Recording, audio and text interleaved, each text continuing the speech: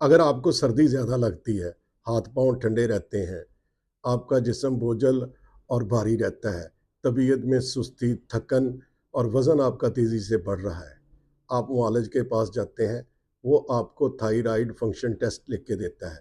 ये असल में T3, T4 और TSH का टेस्ट होता है। T3 ट्राईआइडोथायरोनाइन और थायरॉक्सन T4 और TSH stand for thyroid stimulating hormone. अब देखें आपकी रिपोर्ट आती है, उसमें T3, T4 तो नॉर्मल आते हैं लेकिन TSH थोड़ा बड़ा आता है। इस कैफियत को कहते हैं सब क्लिनिकल हाइपोथायराइडिज्म। देखिए थायराइड हमारे जिस्म में मेटाबॉलिज्म को और फैट बर्निंग के काम आता है।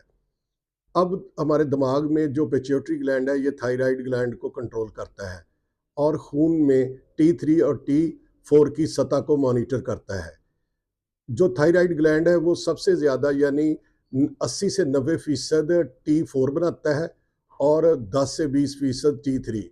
अब जो T4 होता है ये इनएक्टिव फॉर्म में होता है और T3 जो होता है एक्टिव फॉर्म में होता है, जिसको फिर खलिए इस्तेमाल करके अपना मेटाबॉलिज्म का प्रोसेस चलाते हैं। अब जब सेलुलर जो रिसेप्टर्स होते हैं उनमें या कन्वर्जन पाथवे में ऐसा फ़र्क आ जाता है कि वो इनको रिस्पॉन्ड अच्छी तरह नहीं करते और असल खराबी होती है पेरिफेरल कन्वर्जन में।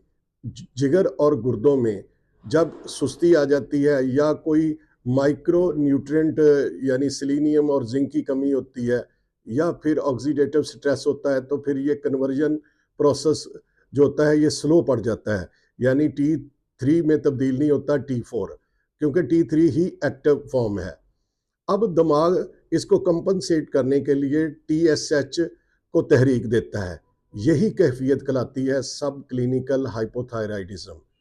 तिब्ब यूनानी में ये ज़ोफ़े गुद्दा दरकिया है जिसकी वजह बुरूदत है। अब देखें अगर रिस्क फैक्टर यही रहें तो फिर चांस होता है 100 में से 10 से 25 मरीज़ जो होते हैं ना वो मुस्तकिल हाइपोथायराइडिज्म के मरीज़ बन जाते हैं। फिर आपको सारी ज़िंदगी दवाई खानी पड़ती है।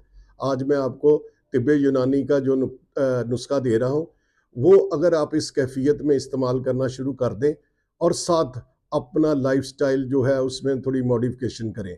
आपने करना ये है कि रोज़ाना 30 मिनट वॉक करनी है, शुगर कम कर देनी है, कोला मशरूबात छोड़ देनी है, बेकर स्वीट्स छोड़ देने हैं और उसके साथ जो मैं आज आपको नुस्खा बता रहा हूँ ये 3 से 6 माह तक चलेगा, क्योंकि आहिस्ता-आहिस्ता ये TSH की सतह को नॉर्मल ले आएगा और आप फिर इस जो है ना रिस्क से बच जाएँगे। तो नुस्खा आप प्लीज़ लिख लें, हुआ शाफ़ी। ज्वारस जालिनूस 100 ग्राम लेनी है आपने, दाल मिस्क मुद्दिल सादा 100 ग्राम लेनी है, मजून उशबा 100 ग्राम लेनी है और मजून दबीदल वर्द 100 ग्राम लेनी है।